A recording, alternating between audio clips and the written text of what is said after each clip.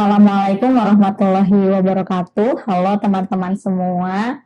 Terima kasih untuk mengikuti terus podcast Kabar Iman. Di ruang ini kita akan membahas isu-isu keberagaman dan juga hak asasi manusia yang tentunya berbincang dengan mereka yang mengalaminya langsung. Di ruang ini kita akan membahas tentang komunitas Muslim, organisasi Muslim di Indonesia yang kita sering mendengar diskriminasi, bahkan pelarangan berbagai pendirian rumah ibadah maupun acara-acara besar. Namun di balik itu semua ada banyak kontribusi untuk kemanusiaan, yakni organisasi Ahmadiyah melalui Badan Amal ya. Orang bilang saya kemanusiaan, tapi baru jadi tidak oke aja. Saya kemanusiaan bernama Humanity First Indonesia, iya, atau HF ya. Iya, HF. Di sini juga sudah ada Bapak Kandali Lubis, kemudian ada Bapak Masihudin, dan di sini ada Tazkiyatul Firdaus atau biasa disapa Kak Firda. Mungkin sebelum lanjut kita membincang tentang Humanity First, mungkin boleh kenalan dulu Bapak Kandali untuk posisi di HF itu sebagai apa? Ya, nama saya Kandali Ahmad Lubis. Saya di HF diamanahkan sebagai chairman. Chairman. Yes. Oke. Nama saya Ahmad Masudin, saya wakil beliau, Vice Chairman, dan juga sebagai bagian dari program. Oke. Ya. Saya Taskia Fitrusi, biasa dipanggil Firda. Saya di bawah program, yaitu di program LKSA atau Panti Asuhan yang ada di Tasikmalaya. Saya salah satu staf ada di sana, staf ahli ya. Oke. Berarti domisilinya di Tasik ya? Domisilinya di Tasik. Oke. Jauh dari Tasik. Oke. Teman-teman, di belakang kita ini ada banner, dan di sini adalah program-program ya. Program-program HF Indonesia, ada tentang kesehatan, kemudian bencana, pendidikan, bahkan krisis air juga ditangani oleh HF.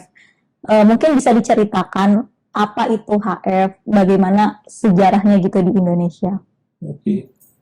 Ya, Humanity First itu didirikan tahun 1995 di Inggris, di United Kingdom.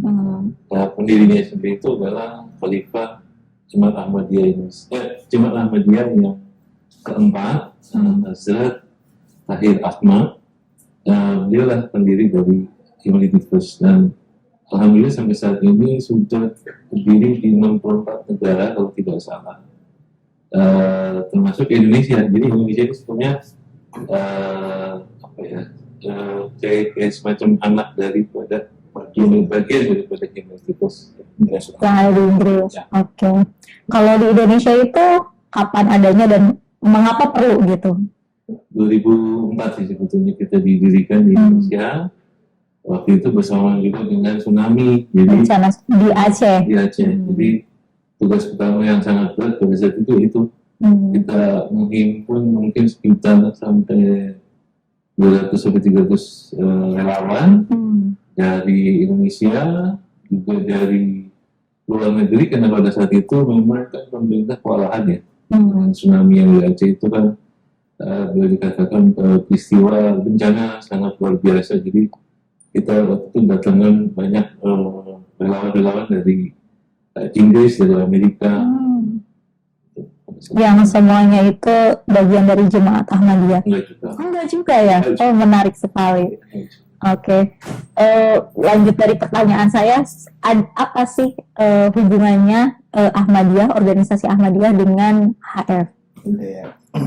Oke. Sudah, kalau lihat dari apa hubungannya, memang ya HF ini bagian dari Jemaat Ahmadiyah, tapi dengan wajah yang berbeda. Wajah yang berbeda itu kenapa kita analogikan kayak gitu ya? Karena yang satu bicaranya menyebarkan Islam dan dakwah di Eropa misalnya, dan di Indonesia misalnya tentang tentang tabligh, tentang dakwah. Sedangkan yang satu lagi bicara kemanusiaan. Oke. yang memang di situ murni kemanusiaan tanpa ada kepentingan apapun, sesuai dengan slogannya apa? Self-invention.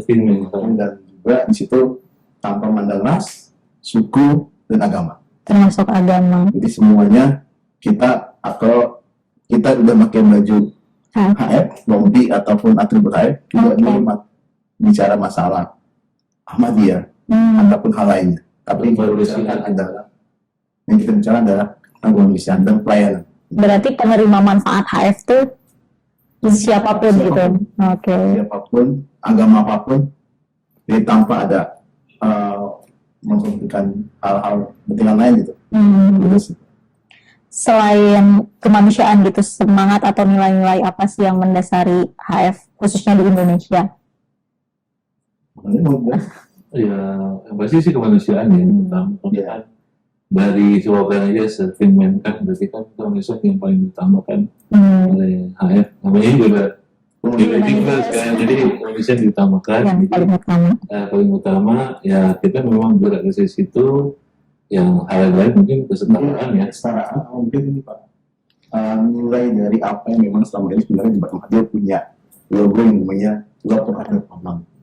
Jadi bagaimana kasih sayang itu dan perdamaian yang memang yang dibawa oleh perdamaian itu sebenarnya ya nilainya itu terbawa di aplik apa secara aksinya itu ada di Humanitipes sebenarnya. Bagaimana ya dengan kasih sayang, dengan cinta kita melayani walaupun kita tidak kenal, kita tidak tahu itu agamanya Islam, Kristen ataupun apapun itu, kita tetap memberikan manfaat tanpa memandang dulu apapun itu. Kalau dilihat dari banner itu ada juga persoalan-persoalan sosial ya.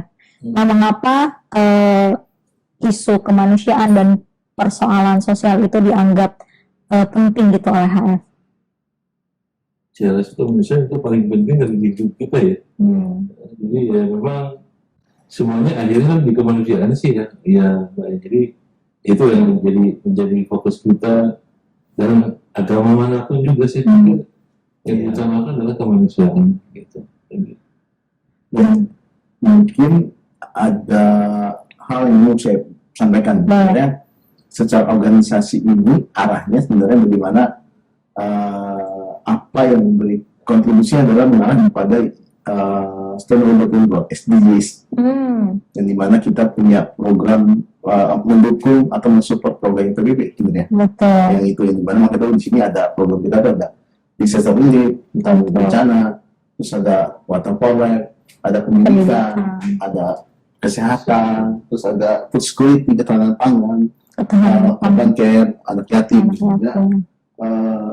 mata, deposit, sama satu lagi community care.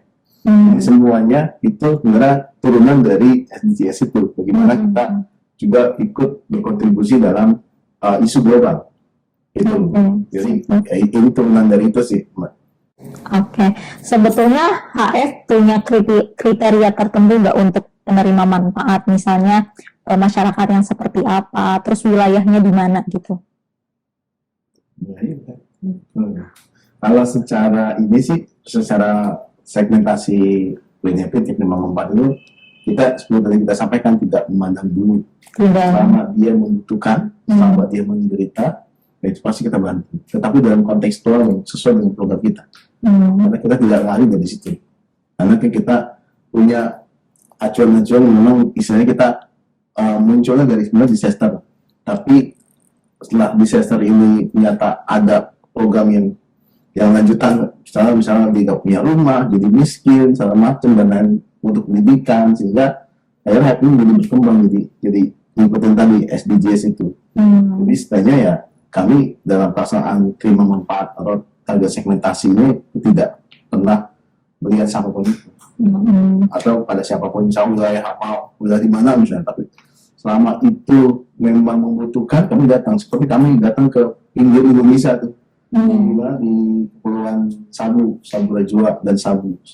Jadi kita jauh tuh jalan dari pesawat, naik kapal laut, terus habis itu naik kapal naik darat lagi gitu, maksudnya kayak kendaraan lagi. Jadi begitu sangat jauhnya. Terus lagi juga kita pernah di Taman Baca, kita punya program di Pulau Seram juga sama jauh juga. Jadi sebenarnya ya itu kita benar-benar tidak melihat dari sisi ini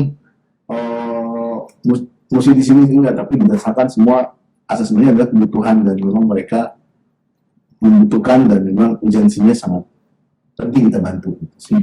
Dan saat ini kita ada di Fakfak juga. Kita di Papua, Papua. kita baru mendirikan rumah belajar Rumah di belajar. Papua. Oke. Berarti yang termarginalkan secara sosial Pak, dan ekonomi. Oke. Tetapi HFI secara wilayah itu banyak di Indonesia Timur ya. Iya. Muter sih ya. Kalau lihat dari perannya, misalnya dari bencana, dari bencana itu kita mulai dari Aceh, gitu ya. Oke. Nias, terus Jogja ya.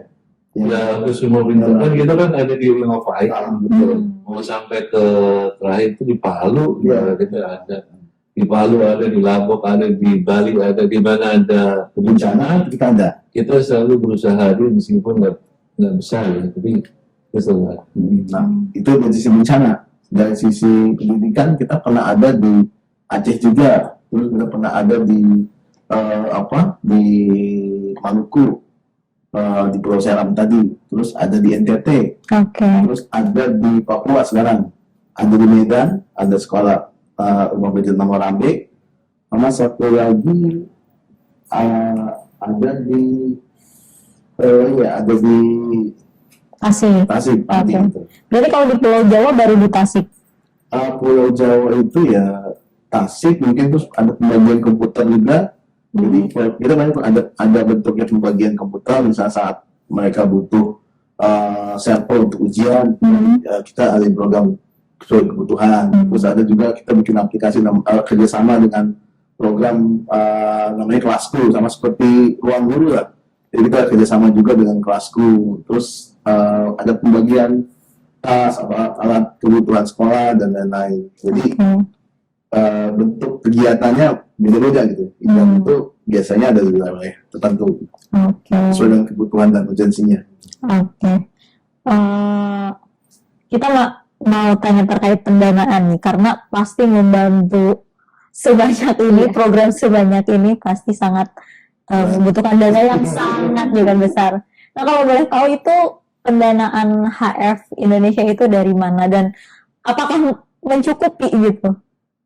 Iya. Baru nih, belum ya. Pendanaan sih malah dan mencukupi ya, tapi alhamdulillah sih kita selama menjalankan program ada saja yang tertarik untuk mendanai ya. Contohnya program kita di Tasikmalaya ya. Alhamdulillah bisa menarik seorang donor, sehingga donor itu memang full support ke ini, ke Tasik, ke LKS kita. Terus juga banyak sih hal-hal yang kita juga, yang pasti sih pendanaan kita tuh datang dari anggota kita, dari jemaat. Dari jemaat juga. Tapi tentunya tidak selalu cukup. Nah, akhirnya kita juga mencari dana di luar, karena kita sebagai yayasan yang terdaftar bisa membuat juga mengajukan ya. Saya tambahin lebih teknis sih. Sebenarnya donatur kita tuh ada beberapa. Satu ada yang memang jemaat sendiri, anggota jemaat. Satu lagi adalah dari guide, yang memang biasanya itu mereka membantu dari aplikasi di web kami. Jadi kami punya web yang memang bisa mereka mau jadi donatur, mereka bisa menjadi sahabat HF namanya. Jadi kita punya julukan namanya sahabat HF. Jadi mereka memang yang mau berperan berkiprah untuk kemanusiaan, jadi sahabat HF. Jadi kenapa bukan jadi bantu ini anting jadi sahabat anting? Kenapa? Karena sahabat bukan sahabat HF, sahabat kemanusiaan. Namanya sahabat kemanusiaan, karena memang yang kita bantu, kita itu bukan untuk HF tapi untuk kemanusiaan. Sama yang memang dia punya nilai kemanusiaan, dia gabung untuk kami untuk membantu program-program itu. Terus juga dari yang tadi kita pernah misalnya kerjasama dengan kitabisa.com. Kita juga waktu pas di di Pulau Seram itu kita bikin sekolah, kita bareng-bareng dengan teman-teman uh, uh, apa sih, perkumpulan siswa di Australia, orang Indonesia. Itu kita kerjasama dengan Project O, dan itu kita kerjasama juga dengan kitabisa.com. Terus satu lagi kita juga kemarin buat ya dari Menteri apa sih? Menteri Pendidikan, Pendidikan SD, kecil dan menengah kok. Iya. Bapak Muti ya, Ya, ya. itu di rumah Sekolah dasar menengah. Namorambe. Jadi sebenarnya karena memang tadi yang Pak Chairman sampaikan bahwa ya HF ini buat umum secara ini, jadi ya siapapun yang memang punya nilai kemanusiaan yang mau berkontribusi silakan gitu, tanpa melihat apa harus jemaat apa itu, seperti itu sih Mbak. Oke.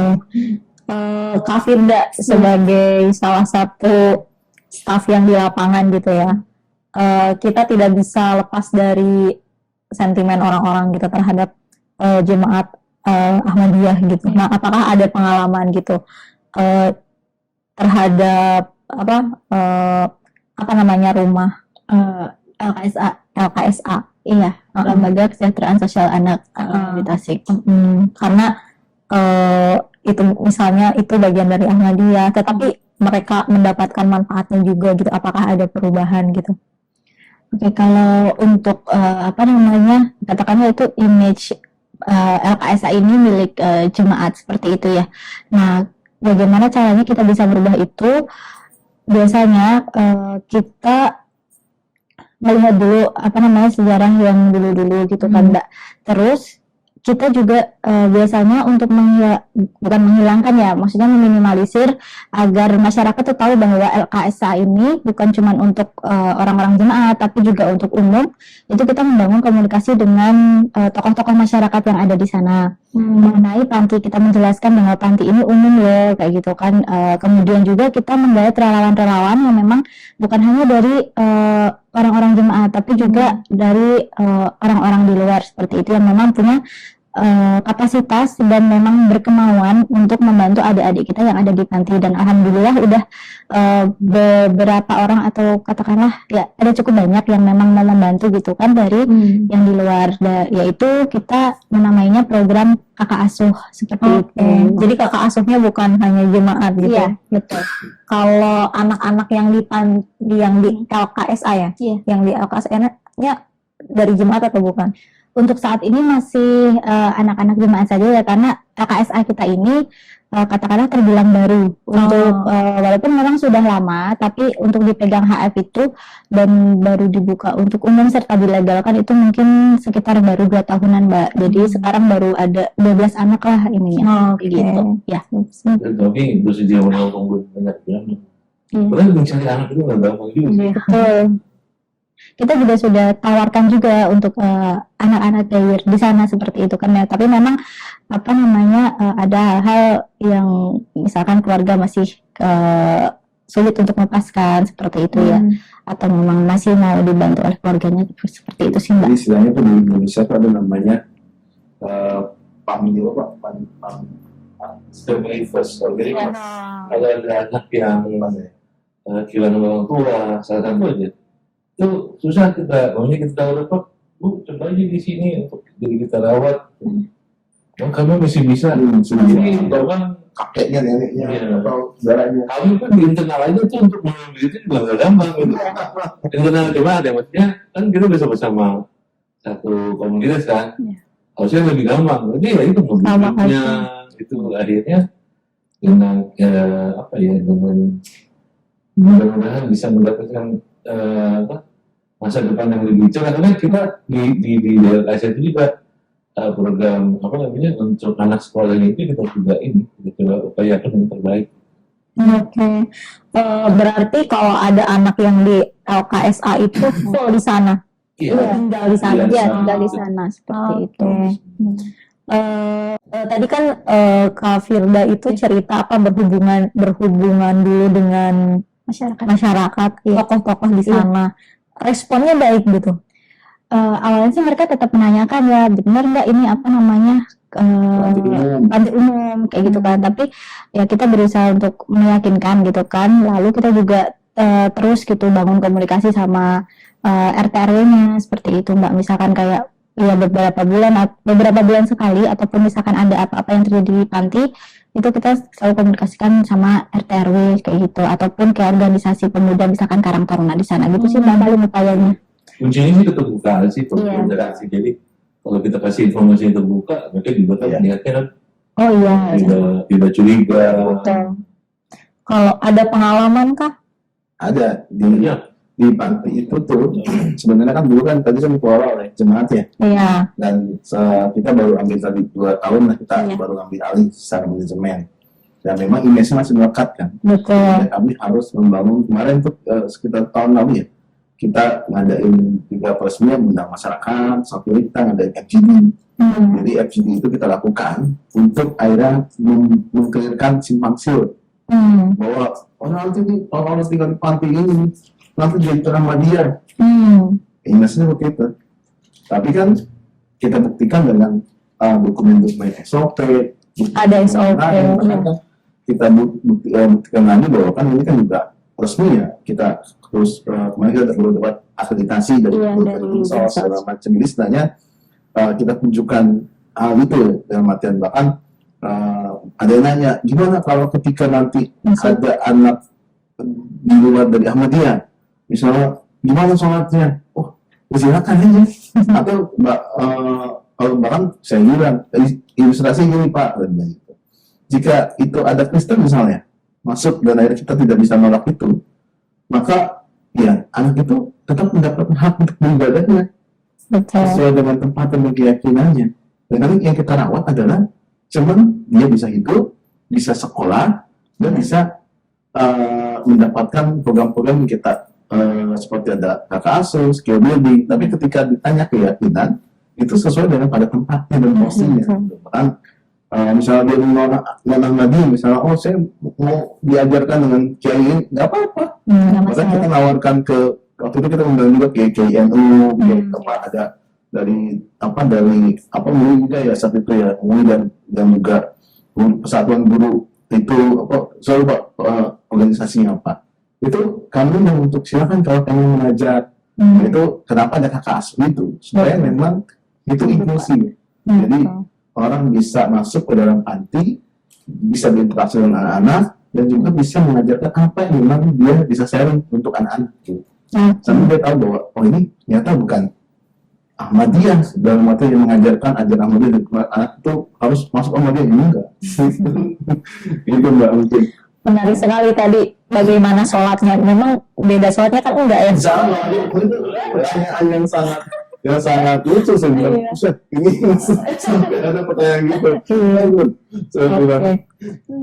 Ini di luar ini tadi Pak Masihudi berbicara tentang Masihudin berbicara tentang SOP nih. Kita kan baru-baru ini banyak kasus kekerasan seksual, utamanya di pesantren ya. Tapi ini kan konsepnya meskipun rumah asuh ya. Mirip-mirip lah kan boarding, betul, karena menginap tinggal di sana. Nah, ada nggak untuk pencegahan gitu dibuat aturan atau gimana? Oke. Kalau untuk isu-isu kekerasan seksual, kemudian perundungan, bullying, ataupun memang misalkan katakanlah isu eksploitasi gitu ya Pak, yang kalau misalkan yang di panti kita kayak gitu, mungkin cara pencegahannya kita ada sistem monitoring harian, dan juga untuk itu kita ada CCTV untuk semua ruangan ya, kecuali kamar tidur. Untuk semua ruangan kita udah ada CCTV dan itu ada di kantor. Biasanya kita controlling CCTV itu misalkan per berapa jam, atau nanti misalkan malam kayak gitu, nanti kita playback ada apa nih, ada apa, seperti itu sih untuk menjaga ya. Karena kan mau nggak mau anak-anak, apalagi sekarang yang tadi disampaikan banyak isu-isu negatif ya, apalagi untuk anak-anak yang tinggal di asrama seperti itu. Dan memang panti kita juga ada anak laki-laki dan anak perempuan kan, kita juga ngejagain juga biar hal-hal seperti itu tidak terjadi di panti kita sendiri gitu sih Mbak palingan. Tambah dari sisi SOP. Iya. Kalau SOP di panti ini dia ambil sebenarnya sudah ada dari mulai alur penerimaan anak sampai alur bagaimana mereka sanksi-sanksi dan pelanggarannya, sampai ya kalaupun misalnya acara misalnya itu nggak boleh tuh. Gitu. Itu ya kena sanksinya ada sanksi yang ringan, berat, ada seperti yang ini ya, dan bahkan ya kita nggak tanggung-tanggung jika itu memang berat, sanksinya kita keluarkan. Ya. Gitu, karena kami kan juga lagi-lagi kan tidak bisa membiarkan permasalahan itu yang memang kita bukan ahlinya, misalnya bertangani kayak gitu, misalnya dia akhirnya bertindak susah di ini itu, ya akhirnya kita tindak tegas. Jadi istilahnya kami sistem itu menjaga itu tadi, selain ada sistem monitoring, Ya. ada juga sistem baku yang kita kunci. Dan itu semua diketahui oleh anak-anak. Jadi sebelum mereka masuk, kita punya kerjasama dengan psikolog untuk mereka dicek dulu secara mentality. Jadi kita tahu tuh biometriknya seperti apa, dan kita maksudnya teman-teman tuh udah mitigasinya seperti apa. Walaupun namanya kecolongan ada aja ya, Iya. namanya juga ngerawat anak ya. Iya. Istilahnya pasti Merawat manusia. berubah secara ini, tapi ya alhamdulillah sih kita masih bisa menangani. Ya, masih bisa ke-handle. Selain itu kan tadi kayak anak dengan psikolog, kalau kakak asuhnya gimana? Nah ini kakak silakan tuh. Apakah ada sama juga gitu kriterianya harus begini, di semacam ada evaluasi juga gitu? Untuk program kakak asuh sendiri sih setelah program kakak asuh itu kita bagi form ya untuk anak-anak untuk evaluasi lah ininya, bagaimana penangkapan materi dan lain sebagainya. Tapi biasanya nanti anak-anak tuh ada ngisi ingin kakak asuh yang seperti apa, misalkan kompetensinya ya dalam hal ini, misalkan kayak ingin diajarkan mengenai waktu itu sih yang sempat saya baca sih kayak etika, terus kemudian tentang psikologi, seperti itu yang mereka mau ya ini. Nah kita berusaha mencari gitu, ada nggak nih orang yang mau untuk membantu adik-adik gitu. Kemudian kemarin tuh alhamdulillah ada Kak itu dari rumah NIIS. Jadi rumah NIIS tuh kayak tempat rehabilitasi gitu loh ininya. Iya. Dan yang punya rumah NIIS ini bersedia untuk memberikan hipnoterapi ke anak-anak. Seperti itu sih ininya. Dan itu bukan orang jemaat ya. Itu orang luar yang mau bantu. Itu sih. Kalau untuk kakak asuh, yang penting kalau kakak asuh tuh selama memang kompetensinya ada dan mereka mau gitu kan, serta bisa ikut memberikannya tuh ikhlas itu kan ke anak-anak ininya kan, dan hal itu menjadi sesuatu hal yang membahagiakan, nah kita pasti terima gitu kan ininya. Itu sih. Apakah ada pendekatan atau istilahnya apa, rabtah? Apa tuh? Apa tuh? Jaga nafkah dulu ya. Ada nggak pendekatan khusus HF Indonesia kepada masyarakat dalam mengamalkan misi-misi kemanusiaan gitu di lapangan? Ya kalau dengan sendirinya ya, karena kita berpegang pada sisi kemanusiaan ya, akhirnya kita juga tidak kagok lagi ya berhadapan dengan masyarakat ya. Banyak hal nih sebenarnya di dalam daerah bencana juga, contohnya di waktu itu kita di Palu ya. Di Palu itu kan sempat beberapa hari itu kan ada listrik ya. Pas ada listrik, contohnya dari yang terima banget dengan manfaat itu memeriksa ini siapa sih HF gitu. Dan kalau di website kita kan memang jelas ya relasinya gitu. Di situ karena kita jelas pegangannya, jadi kita juga ditanya, kamu beri sama dia? Iya Pak. Tapi itu beda. Tapi kan memang untuk menolong Bapak ini, tidak untuk siap agama atau apapun. Jadi akhirnya ya clear, malah sekarang ya kita tetap berkomunikasi dengan baik. Jadi karena kita berpegang teguh sama itu, pegangan sendiri, jadi kita ya nggak perlu juga khawatir mesti melakukan treatment khusus apa enggak. Karena memang misi kemanusiaan dan mereka merasakannya langsung ya. Iya. Mungkin saya bisa tambahin deh. Kebetulan yang kejadian itu saya ngalamin Mbak. Jadi Di Palu itu. di Palu ini sebenarnya karena gini, menjadi orang jemaat Ahmadiyah kan melekat dengan stigma ya. Iya, Stigma sama. yang memang itu bukan Islam, apapun itu. Tapi ketika mendengar itu saat saya di Palu yang tadi ceritakan sama beliau ketua itu mereka ngecek di internet, kan yang muncul adalah Ahmadiyah yang memang pemikiran mereka kita bukan Islam dan lain-lain. Tapi saat itu mereka bertanya ke saya, apa kamu Ahmadiyah? Terus saya jawab, iya, saya Ahmadiyah. Terus saya balikin dong, dia sambil bawa apa namanya buntut kayak tadi tapi buntut pari gitu, pari. Terus saya saya bilang itu kan saya takut juga kan, namanya takutnya dia ini. Terus saya bilang, apa ada yang salah dengan ini? Apakah kami menyebarkan Islam atau menyebarkan suatu paham atau seperti apa? Tidak, kami membuat dapur umum, kami memberikan pelayanan kesehatan, dan kami memberikan kontribusi untuk Bapak menerima manfaat dari apa yang kita lakukan tanggap darurat bencana saat itu. Dia malah nangis, jatuhin itu. Terus dia bilang gini ke saya, bahwa Anda malah lebih Islam dari saya. Kenapa? Karena ketika waktunya azan bunyi sholat, semua tim Anda tuh balik untuk sholat jemaah di tenda. Bahkan jam 3 pagi saya bangun, kalian sholat malam di tempat tahajud ya, di tempat tenda. Yang dia udah nangis, peluk kan.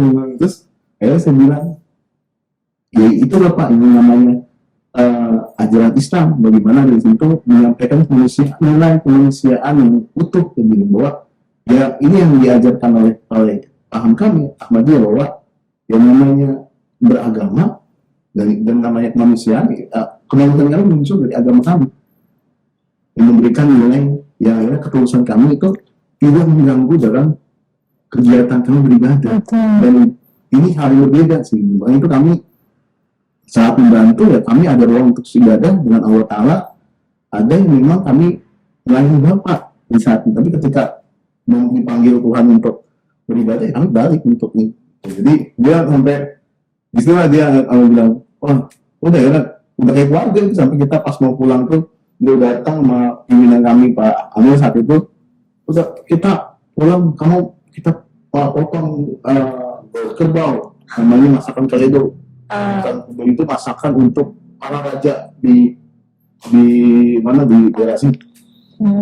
Itu menarik sebenarnya, gimana sebenarnya stigma yang melekat oleh kami itu hilang gitu. Makanya tadi kalau ditarik ya dari kami berorganisasi di bencana misalnya, itu ada yang Lombok Timur misalnya Pak ya, yang dimana itu tuh rumah mereka itu baru diserang satu kampung di Lombok Timur.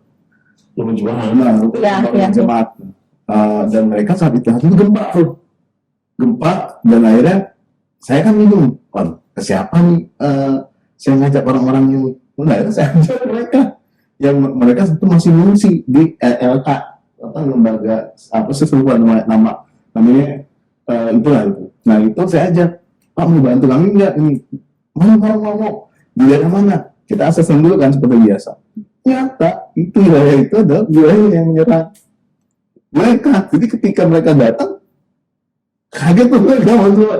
Tapi karena memang kita tulus, ya akhirnya mereka menerima. Akhirnya mereka ngobrol segala macam. Walaupun mereka adalah yang menghancurkan rumahnya, mengusir mereka dari kampungnya. Tapi itulah kemanusiaan sebenarnya itu. Itu kemanusiaan itu akhirnya menyatukan semua bahasa universal yang memang akhirnya ya itu yang saya bilang tadi, bahwa Ahmadiyah ini sama kemanusiaan walaupun didirikan yang sama ya, tapi ada nilai yang memang akhirnya itu bisa keluar di lapangan. Yang kelebihan dari HF juga itu kan gini ya, karena kita punya cabang banyak. Ini kita ngomong Indonesia lah ya. Mau di Palu, menurut apa bermasalah, kita masih kirim orang, kita udah punya orang di sana. Ya kalau jemaat kita di situ kan. Kayak di mana ya, di Lombok, waktu Lombok kena gempa, ya kebetulan kita kan punya cabang di Lombok Timur kan. Makanya tadi Mas Idin bilang kita menggunakan siapa ya? Karena pasti kita akan menggunakan orang jemaat kita untuk ini. Kalau kita tawarkan, ya mau Pak, boleh. Nah ternyata ya orang yang kita ajak untuk bergabung dengan aktivitas kemanusiaan kita, adalah orang korban dari orang yang ini. yang Jadi stigma itu. lucu juga pas ketemu lah, yang mana yang kemarin saya usir gitu. Kayak gitu-gitu ya. Tujuh itu pernah bikin film dokumenter terkait itu korban-korban yang di Lombok itu, yang Oh Ahmadiyah yang itu. mengungsi Iya, yang situ. iya. Berarti itu ya korban itu ya. Salah satunya di situ. Ya, Oh. Jadi Lombok Timur ada tempat lain. ada tempat lain. Jadi ada dua, satu lagi Transito, satu lagi Lombok Timur. Lombok Timur yang baru gitu. Kalau Transito kan 2012. Ini Ya, masalah dari 2000 berapa ya gitu ya. Tapi pengungsi atau korban-korban penyerangan yang di Transito juga turut membantu gitu korban gempa itu. bagian dari Lombok Timur, satu lagi bagian dari Transito. Oke, menarik itu. Iya. Kayaknya harus ada liputan baru dari sisi ini, dari sisi orang yang pernah menyerang tetapi juga ditolong gitu. Iya, iya. Apakah ada perubahan Iya. sikap gitu? Itu banyak kayak gitu sifatnya. Gitu. Nah, contohnya yang paling itu yang mungkin saya masih ingat tuh di ini di Kalimantan Barat, Oh, kabar. Kalbar, Yang banjir. banjir. Nah kita kan diusir tuh. Di Sintang. aja ada Di Sintang. Sehingga Dibakar, Pak. dibakar, terus kita yang Sintang terus. Lalu namanya Sintang kemudian Cipiro Banjir. gitu. Satu kotak, Pak. Dan Iya. kita bingung kan, kita minta tolong siapa, ya udah kita panggil. Ya mau pak. Ya mereka juga bingung juga, antara korban sama yang dulu diusir kan. Nah orang yang kemarin, ya contohnya Pak itu kan Pak Rizal. Barijal. Pak Rizal bukan yang mau saya usir ini. Ya itu, jadi istilahnya ini hal yang menarik sebenarnya di lapangan. Satu sisi stigma terhadap jemaat itu sangat kencang ya, misalnya ya. Dan tapi ini kan kita tidak memandang dalam praktik manusiaannya. Ya kadang-kadang berdampak kan di situ, itu jadi hambatan. iya. Tapi karena ketulusan tadi ya, ada aja pertolongan Allah Ta'ala gitu. Jadi sebenarnya kita akhirnya ya udah, karena kita memang murni tidak melakukan yang dakwah dan tabligh tadi, jadi itu akhirnya menjadi tembok yang memang akhirnya mereka iya ini bicara kemanusiaan gitu. Kayak dulu misalnya Ada yang minta maaf nggak? itu yang saya bilang yang saya bilang menusuk atau dibobati kok, tapi Maksudnya yang pernah mengusir gitu, atau pernah membakar? saya nggak tahu tuh apa karena kan korban langsung ya itu. Iya, iya. Korban langsung ya. Tapi istilahnya Ada perubahan. ya kan? ada perubahan secara ini. Oke. Gitu sih. Kalau Kak Firda di Tasik misalnya, apakah pernah mendapat curiga terus berubah gitu sikapnya? Kalau yang mungkin kalau misalkan nyampe diserangnya kayak gitu saya nggak ngalamin ya Mbak ya, cuman alhamdulillah enggak gitu kan, dan jangan juga gitu kan ininya kan. Nah waktu itu tuh katakanlah ada KRW, nah si KRW ini katanya, kata orang situ katanya nggak suka sama jemaat, bilangnya kan nggak suka gitu kan intinya. Nah cuman pas udah ya tadi karena kita sering datang ke rumah beliau dan ngekomunikasiin masalah-masalah yang di panti kayak gitu kan ininya, jadi sekarang akhirnya ya welcome aja sama kita kayak gitu kan, nggak yang apa sinis atau gimana gitu, udah nggak, bahkan nanyain anak-anak gimana kayak gitu kan. Begitu sih Mbak ininya, ya perubahan sikap ya mungkin ya tadi karena kita mencoba untuk terbuka ya gitu sih. Ya mungkin melalui podcast ini ya. Iya, salah satunya. Kabar sejuk ini bisa semuanya terbuka gitu. Apa namanya tagline-nya saya lupa apa? Tagline-nya tuh Jadi upasi ngerti. sebenarnya ya, karena memang sebenarnya ya itu dari tidak ketahuan mereka, sehingga menganggap ya ini masih satu Ahmadiyah, tapi kan mereka tidak melihat peran dan kiprahnya itu berbeda ya secara. Saya harap sih entah itu maksudnya bagian dari Ahmadiyah atau bukan ya, Ahmadiyahnya juga jangan diskriminasi. Ya itu jauh. Betul. Oke, kita bicara tentang capaian nih. Dari sekian banyak program yang dilakukan oleh HF Indonesia, apa yang bisa dikatakan paling berhasil, paling sukses lah, yang paling menonjol gitu? Ada semuanya. Kalau kita yang milik kayaknya nggak bisa juga. Tapi ya Kalau saya melihat mungkin kalau dari kata berhasil mungkin ya itu masih jauh mungkin ya. Tapi istilahnya kami memberikan kontribusi untuk Indonesia. Karena kita udah 20 tahun Mbak. Indonesia bawa gerak buku nih. 2 dekade. Ada yang menulis plus. Jadi sebenarnya ya kami udah mencapai 20 tahun. Itu bukan waktu yang singkat sebenarnya. Itu mungkin capaian kami ya Pak. Daripada keluarga sebenarnya kami berkontribusi untuk Indonesia, masyarakat di hampir semua Indonesia, dari mulai program bencana, dari mulai program air, bahkan di Kepulauan Sabu, terus dari mulai juga rumah belajar ataupun program pendidikan kami, ada klinik, di mana kita pernah juga ada klinik kasih sesama di Desa Meloro, dan juga sekarang kita punya klinik di Desa Malang, Mbak ya, di klinik Rehmat sebenarnya.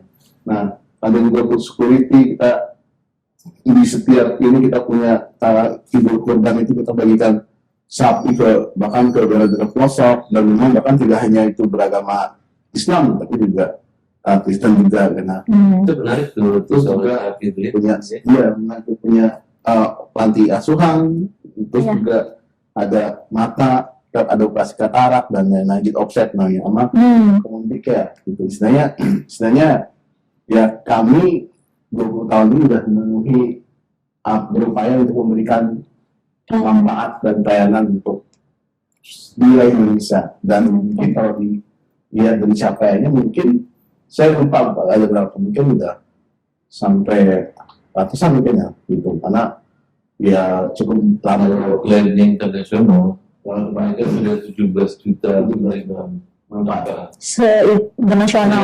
ya, satu itu mereka klaimnya itu.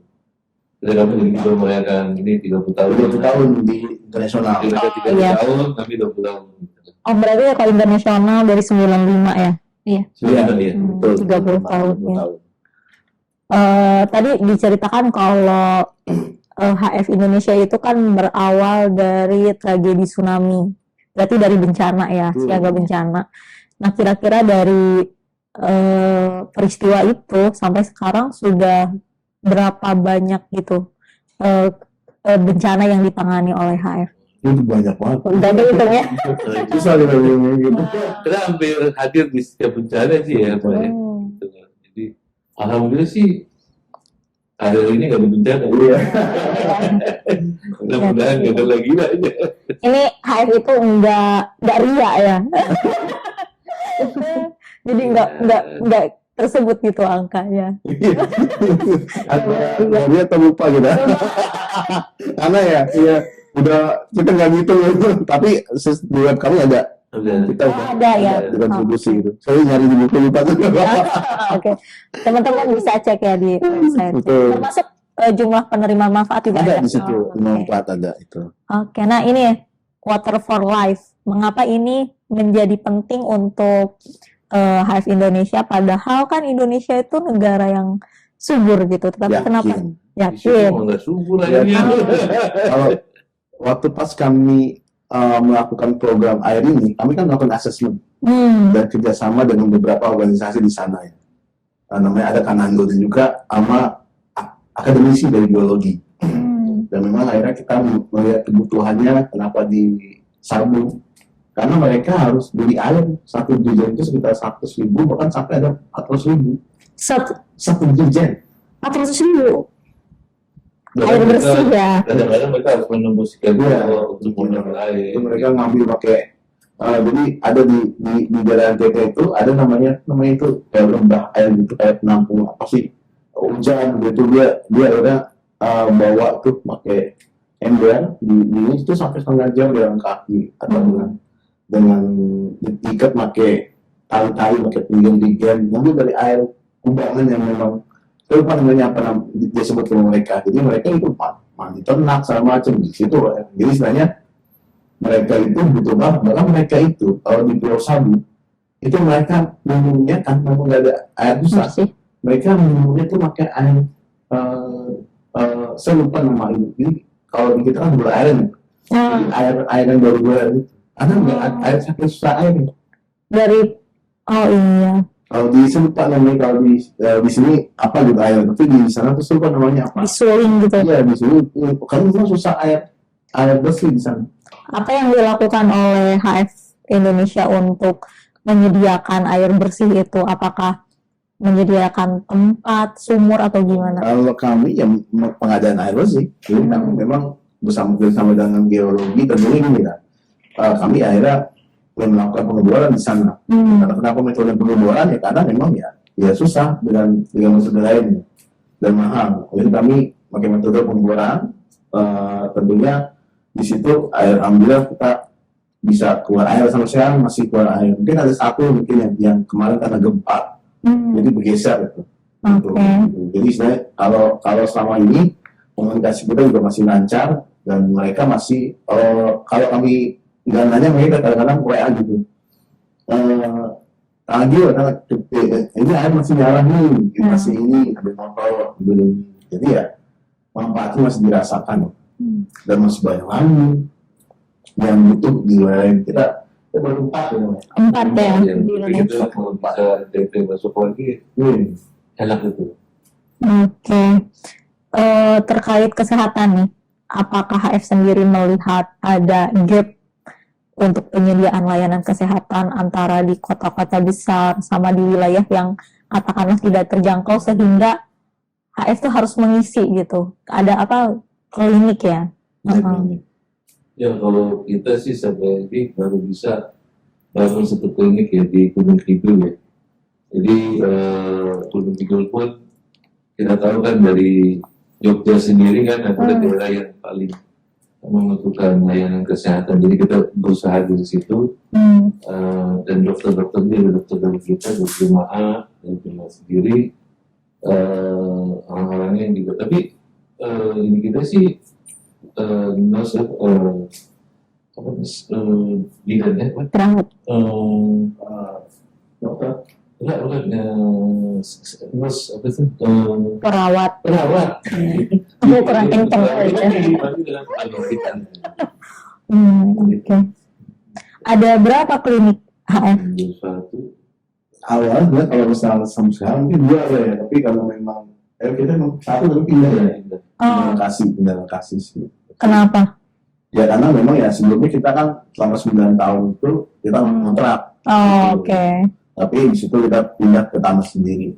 Jadi istilahnya dulu tuh awal mula kenapa klinik itu ada sebenarnya dari ya di sana maksudnya waktu di dekat dengan Jogja ya, tapi kan Gunung Kidul saat itu ya tahun berapa itu Pak? Jadi 14 itu masih tertinggal secara itu. Itu di situ kami akhirnya membuat klinik itu untuk memenuhi itu. Semoga makin banyak ya. Amin. Saya tuh suka paling sedih tuh kalau ngeliat kayak ibu-ibu hamil yang harus dipandu sampai Ya, akses apalagi susah. kita tuh punya namanya program home care. Ada Jadi kenapa? Karena kan orang-orang home care itu ngapain? ya gini Mbak, ya, di kampung itu, tentunya di Gunung Kidul kan kalau lihat dari geografis dekat sama Jogja. Tapi kalau lihat dari permasalahan itu sangat mengkhawatirkan. Kenapa? Karena mereka itu kan kalau di Jogja kan orangnya kecil. Iya. Jadi mereka itu jadi orang-orang dari Gunung Kidul itu lagi di Jogja untuk cari uang. Jadi di sana itu masih ya yang tinggal di sana ya biasanya jongkok musik mbak-mbak gitu. Sehingga ya mereka untuk berobat tuh musim ini. Jadi istilahnya juga tidak baik-baik saja gitu. Nah itu sebenarnya kenapa itu menjadi penting ya karena ya salah satu itu ya kita punya program namanya dulu Saptosari Sehat, di mana kita ada program home care, kita datangin orang yang memang membutuhkan, dan juga kita program ya pemeriksaan gratis, dan macam kita punya ada programis, jadi ada program-program memang untuk yang orang-orang yang kena penyakit kronis. Gitu, jadi kita punya tuh program-program itu. Jadi istilahnya ya program-program itulah yang akhirnya sama 9 tahun ya mereka pas saat kita pindah kemarin mereka ada yang nangis, karena merasa ditinggalin gitu. Iya. Itu ya. Sekarang kemarin itu yang uniknya kita udah pindah tuh di Ngalang, datang nggak ke sana, pakai truk, Oh, pakai truk itu datang untuk kamu untuk berobat. Itu kan pasiennya di tempat itu di kalau Iya, nggak bisa aja. pelayanannya gratis. Kalau bicara gratis itu kita tetap, kenapa kita tidak gratis enggak, jadi istilahnya, jadi kita punya program subsidi. Ada yang memang kita gratisin, ada yang memang tidak, ada yang memang kita program sendiri. Jadi ada program yang memang kita bicaranya, ada program yang oke, ini misalnya program kesehatan gratis itu ada lagi. Jadi sebenarnya kalau ini kan tetap ada operasional. Iya. Mereka tidak bisa gratis, nggak boleh juga sama pemerintah, tapi memang mungkin secara nilai itu tidak terlalu tinggi. Oke. Karena kita juga nggak mau bicara tidak berkelanjutan sampai ini. Oh, iya, Memang betul. ada sisi-sisi lain yang memang kita buat program, memang mereka masih manfaatnya dari itu gratis. Oke. Gitu. Salah satu ciri khas HF yang lainnya itu adalah donor darah, dan ini mungkin sudah dijelaskan donor kornea mata. Nah, itu mengapa HF rutin gitu melaksanakan donor darah, atau bahkan itu yang mungkin untuk organisasi lain itu tidak terpikirkan gitu, terutama untuk mata gitu. Kalau di HF itu mungkin kita nama program itu Give of Sight. Jadi kalau yang tadi disebutkan sama Mbak itu lebih banyak digerakkan oleh jemaat sendiri. Iya. Mereka punya kerja bareng sama Bank Mata dan juga punya kerja bareng dengan TNI. Jadi mereka tuh namanya tuh kalau nggak salah GDDN, Gerakan Donor Darah Nasional. Terus juga kalau yang Bank Mata itu KDN gitu. Jadi mereka tuh lebih kepada donor matanya aku stormingnya. Memang saya pun juga sebagai pribadi donor mata. Jadi kalau saya apa itu akan langsung diambil makan. Di yang pertama di sisi program. Iya. Kalau tadi sebenarnya kayak apa bedanya sih sebenarnya di HF juga ada donor darah juga. Kami sebenarnya mensupport dari program sosial jemaatnya. Jadi co-branding istilahnya. Misalnya kami juga waktu bikin aplikasi namanya Giblo, bagaimana menyambungkan istilahnya kayak Gojek lah, menyambungkan si orang yang butuh kendaraan dia sampai tujuan. Kalau ini orang butuh darah langsung bisa kecelakaan dari darah khusus kan, PMI misalnya ke PMI kadang-kadang juga stokkan bisa habis atau jadi mereka mencari klik aplikasi itu lalu terhubung dengan calon pendonor Giblo. Nah itu sambung lalu akhirnya mereka langsung darah di unit yang memang udah misalnya rumah sakit atau di mana. Jadi sebenarnya itu dilakukan untuk mempertemukan antara si butuh darah dengan si pendonor. Itu kami support dari sisi situ. Dari sisi kadang pun kita juga kerjasama bareng dari sisi kegiatan-kegiatan memang kita antara jemaat dengan HF bareng tuh collab untuk merencanakan kegiatan misalnya saat pandemi. Kita punya program namanya HF Peduli. Salah satu gerakannya adalah donor darah. Bagaimana saat itu susah darah saat pandemi, dan juga orang nggak berani untuk melakukan transfusi karena takut kena terpapar COVID lah semacam. Akhirnya kami membuat namanya HF Peduli itu, dan memang gerakannya adalah donor darah, dan saat itu kerjasama dengan Pak Ahmadiyah, karena orang Ahmadiyah kan kita di pada dasarnya ada nilai yang memang kelebihannya mungkin dari sisi lapangan itu ya, sehingga itu menjadi nilai dari ajaran jemaat Ahmadiyah ini, sehingga itu mereka ya kadang-kadang ya manusianya itu, dan itu lebih banget itu saat pandemi itu mereka ya mati aja. Gitu sih. Terkait donor kornea. Nah kalau yang donor kornea tadi sudah sama Bill. Sebenarnya kalau yang tadi kornea itu kan ada KDNI, itu keluarga donor yang desa. Itu memang program Nasional Jemaat Ahmadiyah, bahkan Kota Muri kalau nggak salah ya. Iya, Nah, kalau kami ada program namanya Give Offset, lebih ke praktikal dalam arti mengatasi permasalahan mata. Misalnya ada, kita pernah punya program pemberian kacamata atau pemeriksaan mata di panti-panti jompo.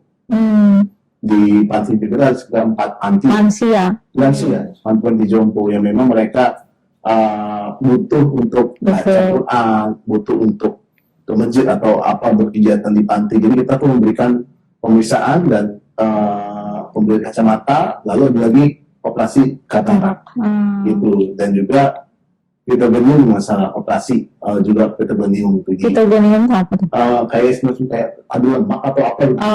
Membersihkan kalau macam itu kami memberikan itu. Jadi sebenarnya kalau yang jemaatnya punya program calon donor mata, kalau HF-nya adalah sebenarnya menolong orang yang memang membutuhkan bantuan untuk saat dia butuh untuk ya penglihatan. Itu kan kenapa namanya Give Offset, hadiah penglihatan. Jadi sebenarnya ya kita berikan tuh gitu untuk ini di saat kondisinya masih hidup gitu. Betul.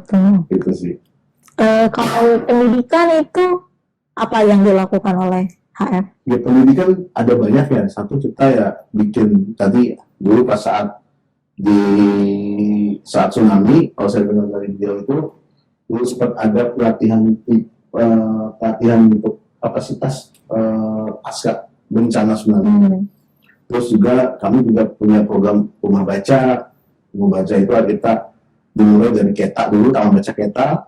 Lalu itu kerjasama ya, ini bukan dari kami juga, kerjasama. Terus bentuknya kerjasama. Ya, jadi kami waktu itu kan ada namanya tokoh dari situ namanya Ali. Nah itu kita support untuk dia ngembangin situ kan permasalahan anak-anak itu tidak bisa baca gitu. Ya ambil satu ini ya. Jadi kita ngajarin mereka, lalu kita bantu mereka untuk bangun rumah bacanya pakai kayak mereka bikin di kayu tapi di panggung itu di dekat pantai untuk mereka itu. Terus abis itu kita bergerak di rumah belajar saat itu ada di Nambarande dan juga ada di Brastagi dan terakhir kemarin di Tapak, Papua.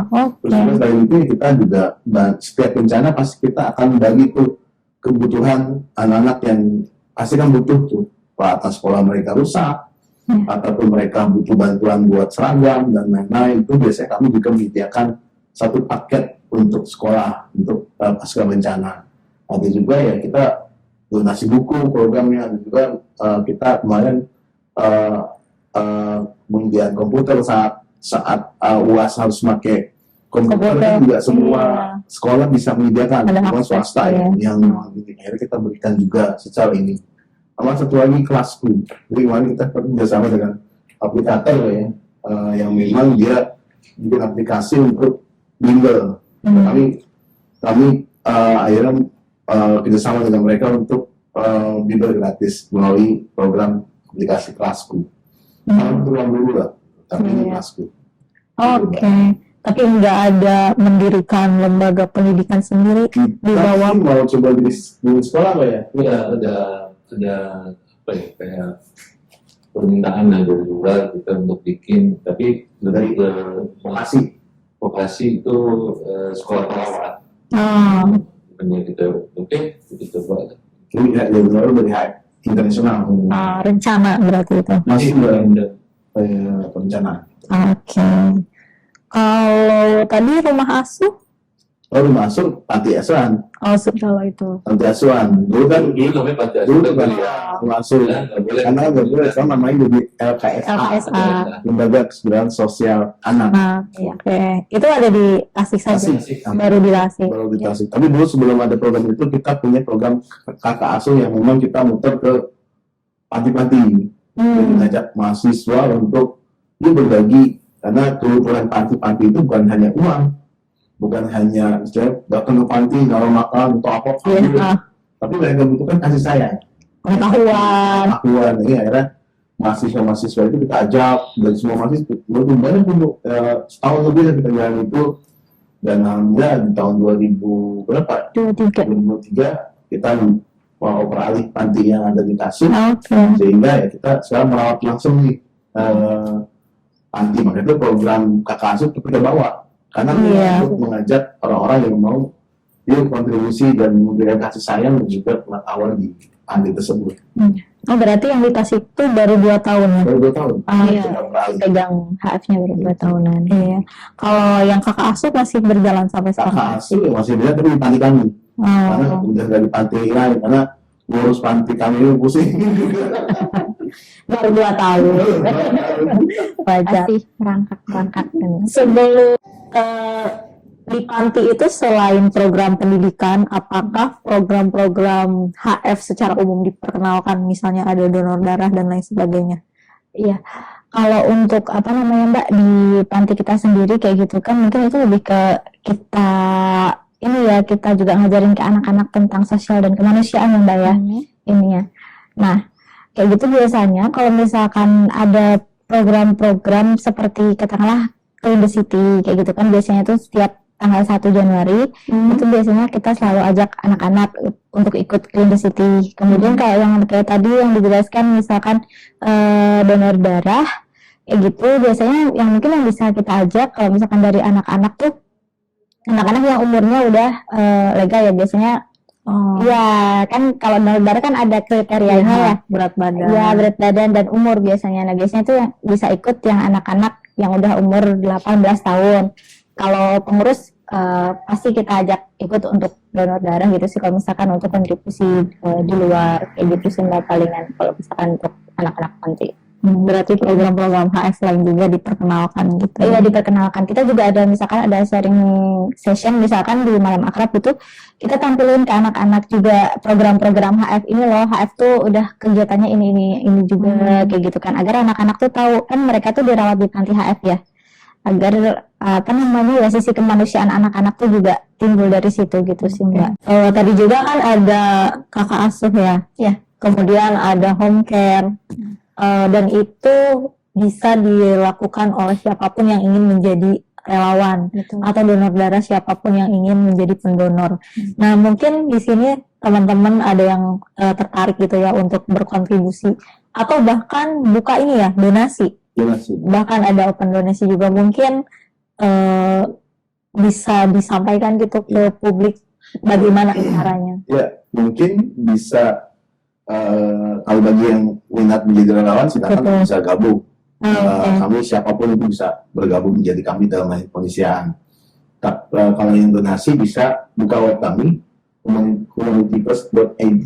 Oke. Itu tinggal klik, di situ nanti tinggal pilih mau donasi kemana, ke panti kan atau ke program-program mana. Jadi istilahnya itu nanti akan tersambung ke dalam sistem donasi kami. Jadi istilahnya ya kami menyediakan platform untuk teman-teman sahabat kemanusiaan untuk berkontribusi dan membantu proyek-proyek kemanusiaan kami supaya berkelanjutan gitu. Karena PR kami kan berat ya, karena kami kan juga bergerak dalam bidang bagaimana ini bukan hanya sementara tapi kan sustainability goal itu Iya. situ. Jadi istilahnya itu harus terpenuhi secara target goalnya seperti apa. Jadi istilahnya ya, kami butuh pembiayaan yang cukup besar tadi itu ya. Itu ya mudah-mudahan sahabat manusia bisa berkontribusi dan bantu kami. Silakan bisa di humanityfirst.id itu. Humanityfirst.id. Mungkin ini entah off the record atau boleh ditampilkan kalau relawan HF apakah boleh dari luar jemaat? Sangat boleh. Sangat boleh. Tapi waktu tsunami itu ya ada bule, ada orang bertato, ada jagoan, ada preman, semuanya kita tampung ya selama untuk tujuannya kemanusiaan. Jadi siapapun itu boleh, itu sesuai dengan tadi ya tidak memandang agama, ras dan juga suku apapun itu. Dan siapapun mereka punya nilai yang sama dengan kemanusiaan, ya mereka silakan bergabung. Oke. Sebelum ke harapan, pernah nggak HF sendiri mengalami kesulitan gitu saat mengemban isu kemanusiaan ini? Iya, kalau kesulitan sih semasa saya bisa menjalani di lapangan itu ya kesulitan mungkin ya awal-awal ya. Tapi alhamdulillah sih selama selama tadi kita komunikasinya lancar dan macam dan berpartner dengan pemerintah ya Pak. Secara misalnya ada bencana kami berkoordinasi dengan BPBD atau BNPB. Terus kalau memang kemarin yang air kita bersama dengan Bapeda, pemerintah dan memang desa-desa ini istilahnya kami tidak kerja sendiri lagi-lagi, kami kerja berpartner. Jadi istilahnya itu yang akhirnya menolong kami secara pekerjaan kami alhamdulillah secara hambatan tidak ada. Mungkin yang tadi juga yang hambatan mungkin ya kadang ya tadi yang saya bilang stigma yang melekat ke ya kami jemaat dan juga didirikan sebagai lembaga jemaat yang berkiprah murni kemanusiaan, tapi kan orang melihatnya kan berbeda. Itu yang kadang-kadang menjadi hambatan. Tapi ya lagi-lagi karena bahasa universal kemanusiaan tadi, sehingga akhirnya karena mereka melihat kiprah kita, melihat kerja kita, akhirnya saya ceritain, tapi mereka akhirnya menerima bahkan menjadi warga, bukan dia memberikan semuanya. Bahkan ya sering berkali-kali tuh orang-orang yang kita bantu bisa mendetek, Pak mau anak saya gitu. Sampai nawarin anaknya atau ini dan lain-lain, bahkan Pak Aldi segala macam ya. Maksudnya itu menjadi saking ini Jadi dekat ya. jadi dekat dari keluarga ya. Tadi kan kami sampai ke Edo-nya, sampai kami di potongin sapi ke Edo dan lain-lain. Baik. Terakhir harapan Bapak maupun Kak Firda terhadap negara maupun masyarakat. Mungkin boleh Kak Firda dulu. Untuk harapannya untuk HF gitu kan, mungkin ya kita bisa berkontribusi lebih banyak gitu untuk Indonesia, serta masyarakat juga menerima kita gitu kan secara terbuka, karena memang kita HF murni untuk kemanusiaan dan tidak memandang suku, ras ataupun agama. Seperti itu sih Kak palingan. Betul. Jadi burung tadi coba pesannya dari situ supaya jadi harapan kita ya selama kita bisa membantu kemanusiaan itu ayo kita sama-sama. Ya mungkin dari saya simpel mudah-mudahan bersama dengan pemerintah, bersama dengan ini ya barang-barang kita menyelesaikan permasalahan yang memang ya lagi-lagi kan pemerintah tidak bisa sendirian dan perlu dengan masyarakat yang memang menyelesaikan hal-hal masalah yang ada di daerah-daerah. Itu sebenarnya kami selaku organisasi juga siap mensupport itu dan kepada masyarakat juga ya kami berharap juga bisa mensupport kami sehingga kami bisa saling membantu di antara pemerintah, bantu masyarakat juga dari sisi kemanusiaan. Ya karena kami bekerja untuk itu, bukan untuk hal lain gitu. Itu sih mungkin. Sekali lagi terima kasih Bapak Kandali, Bapak Fasihudin dan Kak Firda atas respon yang sangat luar biasa ya. Di balik stigma-stigma, diskriminasi ternyata banyak sekali hal-hal yang program-program yang dilakukan oleh HF Indonesia untuk kemanusiaan. Satu harapan saya semoga selalu berkembang dan terus maju karena sangat-sangat diperlukan gitu. Semoga kliniknya makin banyak, kemudian lembaga sosial anaknya juga semakin banyak dan semakin dapat anak banyak. Dan banyak relawan yang tertarik gitu untuk bergabung maupun memberikan donasi kepada Humanity First Indonesia. Sekali lagi terima kasih dan teman-teman jangan lupa untuk mengikuti terus podcast Kabar Iman di Kabar Sejuk. Sampai jumpa lagi di episode selanjutnya.